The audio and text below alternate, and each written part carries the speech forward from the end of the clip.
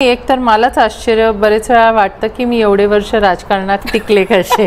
Very honestly, कारण माझा तो स्वभाव नाही. म्हणजे आज पण कॉलेजमधले माझे फ्रेंड्स असतील किंवा माझे रिलेटिव्स आहेत, त्यांना सुद्धा आश्चर्य वाटतं की कारण मी खरंच म्हणजे एकदम शांत, म्हणजे आता तरी मी बोलते खूप, कारण नाहीतर समोरच्या माणसाला वाटेल की अरे ही स्टकअप आहे, ही शो ऑफ आहे. पण I go out of the way to make sure की मी डायलॉग करते, पण मी तशी नाही आहे बिलकुल. I am just a very quiet and very me person. मला दुसऱ्याला मदत करायला तर डेफिनेटली खूप आवडतं. मला सतत कामात राहायला आवडतं. पुन्हा माझ्या वडिलांनी हे आम्हाला घालून दिलेलं आहे यु नो वळण की कोणीही शांत बसायचं नाही विदाऊट एनी वर्क. नाही तर मग गॉसिप सुरू करतात, तुम्ही हे करता ते करता. म्हणजे माझ्या आईला सुद्धा त्यांनी 16 वर्षाच्या गॅपनी लॉ करायला लावलं. लॉ झाल्यानंतर तिला सांगितलं प्रॅक्टिस कर. तर प्रॅक्टिसमध्ये मग शी सेड नाही, माझ्यापेक्षा खूपच यंगस्टर्स इथे आहेत. मग लॉ कॉलेज आणि सिम्बायसिस आणि ILS मध्ये ती शिकवत होती. So he used to push us, he used to keep telling us की empty minds is a devil's workshop. So त्यांना ॲक्टिव्ह बघून, आईला ॲक्टिव्ह बघून आता आम्हाला पण ती सवय झाली आहे. त्यामुळे माझ्या मुली आणि घरीसुद्धा कधी मी म्हटलं की अरे आज म्हणजे माझं हे आता झालं, छे तू दुसऱ्या मिनिटाला काहीतरी नवीन सुरू करशील. आणि ही वस्तुस्थिती आहे. थोडंसं पण मला वाटलं की I am out of you know my म्हणजे जे काय माझी असाइनमेंट असेल, काम असेल, की लगेच दुसरं काहीतरी मी घेते. म्हणजे there is not a single moment की I have nothing to do.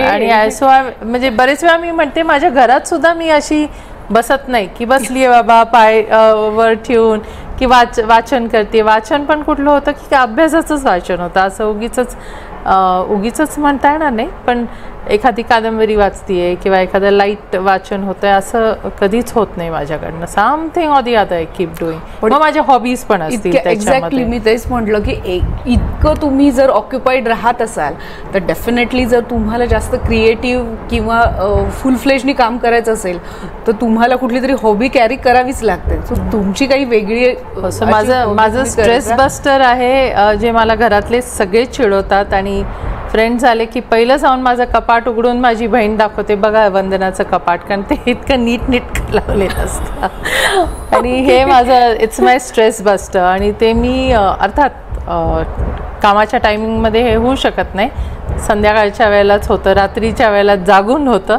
पण हे मी करते सगळं नीटनेटकं लावणं. समहाव मला ते चांगलं वाटतं करायला. Because that time you are not thinking, your mind is not working. That is the only time that is not working. शांत असतं ते. आणि अर्थात गार्डनिंग करायला मला आवडायचं, तितकं आता टाईम मिळत नाही, पण तरी पण जितकं जमेल तितकं करते. आता लॉकडाऊनच्या पिरियडमध्ये बरंचसं हॉबीज परस्यू करायला मिळाला. पेंटिंग आवडायचं मला, तर पेंटिंग केले. नंतर इवन स्टिचिंग आवडत होतं. मी क्लासेस घेतले होते 10वी नंतर. आमचं ICSE होतं, त्यामुळे त्यावेळेला डिसेंबर टू डिसेंबर असायचं ना ICSE.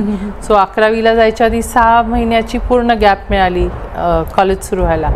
सो मग कुकिंगचा क्लास, स्टिचिंगचा क्लास, टायपिंगचा क्लास, असं बरंचसं आईनी मला जोडून दिलेलं होतं. So I love stitching. पण खूप वर्षांनी मला ते करावंसं वाटलं. मग लॉकडाऊनमध्ये माझ्यासाठी मिस्टरांनी मला स्विंग मशीन दिली आणि मग स्टिच करत होते. So it was I like to do all these things. आणि पण त्याला टाईम नाही मिळत. म्हणजे एरवी बाकीचं नॉर्मल ज्या वेळेला सगळं रुटीन सुरू होतो त्यावेळेला टाईम मिळत नाही.